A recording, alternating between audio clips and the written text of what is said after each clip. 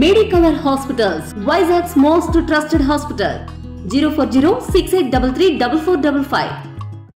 మద్యం కుంభకోణం కేసులో ఢిల్లీ ముఖ్యమంత్రి అరవింద్ కేజ్రీవాల్ కు చుక్కెదురైంది. సుప్రీంకోర్టులో ఆయన పిటిషన్ని నిలిపివేసింది ధర్మాసనం. హైకోర్టు ఆర్డర్ వచ్చేంత వరకు వేచి చూడాల్సిందే అంటూ సర్వోన్నత న్యాయస్థానం చెప్పిన నేపథ్యంలో ఇక్కడ కూడా అరవింద్ కేజ్రీవాల్కి నిరాశే ఎదురైంది. అయితే మద్యం కేసులో, మద్యం కుంభకోణం కేసులో ట్రయల్ కోర్టు ఇచ్చినటువంటి బెయిల్ని సుప్రీంకోర్టు నిలుపుదల చేసింది. మరి ఆయన రాత్రిడా లేదంటే ఉదయానికే ఆయన రిలీజ్ అవుతున్నారు అన్న టైంలో కల్లా ఎన్ఫోర్స్మెంట్ డైరెక్టరేట్ నేరుగా హైకోర్టుకు వెళ్ళి పిటిషన్ వేసింది. ఈ కింద కోర్టు ఇచ్చినటువంటి ఆర్డర్స్ని నిలుపుదల చేయాలంటూ కూడా కోరింది. మరి ఈ నేపథ్యంలో ఢిల్లీ హైకోర్టు అరవింద్ కేజ్రీవాల్ బెయిల్పై స్టే ఇచ్చి బెయిల్ను నిలుపుదల చేసింది. విచారణ అయ్యేంత వరకు కూడా వేచి ఉండాలి, దాన్ని విచారణ చేస్తాం. మరి ఈ ఎన్ఫోర్స్మెంట్ డైరెక్టరేట్ వేసిన పిటిషన్పై విచారణ చేసిన తర్వాతే దీనిపై డెసిషన్ తీసుకుంటాం. కింద కోర్టు ఇచ్చిన తీర్పుని యాక్సెప్ట్ చేయాలా లేదా అనేది డిసైడ్ చేస్తామని చెప్పేసి కూడా హైకోర్టు చెప్పింది. అయితే హైకోర్టు ఇచ్చిన స్టేపై అరవింద్ కేజ్రీవాల్ న్యాయవాదులు సుప్రీంకోర్టుని ఆశ్రయించారు. మరి ఈరోజు సుప్రీంకోర్టులో కూడా దీనికి సంబంధించి హైకోర్టు ఆర్డర్ వచ్చేంత వరకు వేచి చూడాలంటే అంటూ సుప్రీంకోర్టు కూడా అరవింద్ కేజ్రీవాల్ ఆశలపై నీళ్లు చల్లింది. దీంతో అరవింద్ కేజ్రీవాల్కి బెయిల్ అనేది నిలుపుదల అయిపోయింది. మరి ఈ నేపథ్యంలో హైకోర్టు తీసుకున్న డెసిషన్ మేరకే సుప్రీంకోర్టు కూడా డెసిషన్ తీసుకుంటుంది. హైకోర్టు ఈరోజు రేపట్లో ఆయన బెయిల్ పిటిషన్పై విచారించే అవకాశం అయితే ఉంది. అయితే ఎల్లుండు ఈ అంశానికి సంబంధించి తాము విచారణ చేపడతామంటూ కూడా సర్వోన్నత న్యాయస్థానం చెప్పింది.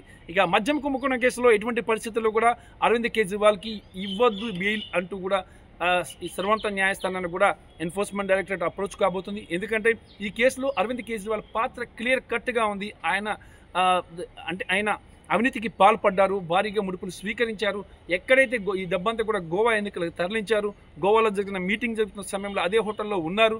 మరి దీనికి సంబంధించి మా దగ్గర ఎవిడెన్స్ ఉన్నాయని చెప్పేసి కూడా ఇటు కేజ్రీవాల్ ఇటు ఎన్ఫోర్స్మెంట్ డైరెక్టరేట్ తరఫున న్యాయవాదులు చెప్తున్నారు.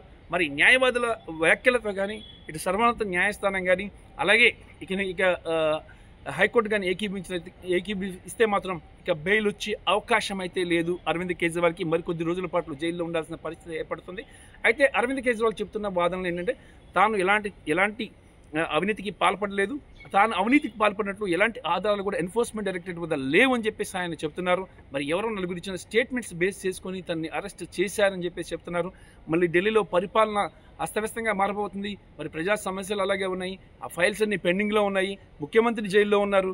మరి పరిస్థితి చాలా అధ్వానంగా ఉంది, నీటి ఎద్దడితో ఢిల్లీ అట్టుడికిపోతుంది. ఈ సమస్యలన్నింటినీ కూడా అరవింద్ కేజ్రీవాల్ తరపున న్యాయవాదులు కోర్టు ముందు పెట్టారు. అయితే దీనికి సంబంధించి కూడా కోర్టు ఇంకా డెసిషన్ తీసుకోవాల్సి ఉంది. మరి ట్రయల్ కోర్టు అయితే మాత్రం బెయిల్ ఇచ్చేసింది, మరి హైకోర్టు మాత్రం దాన్ని స్టే చేసింది.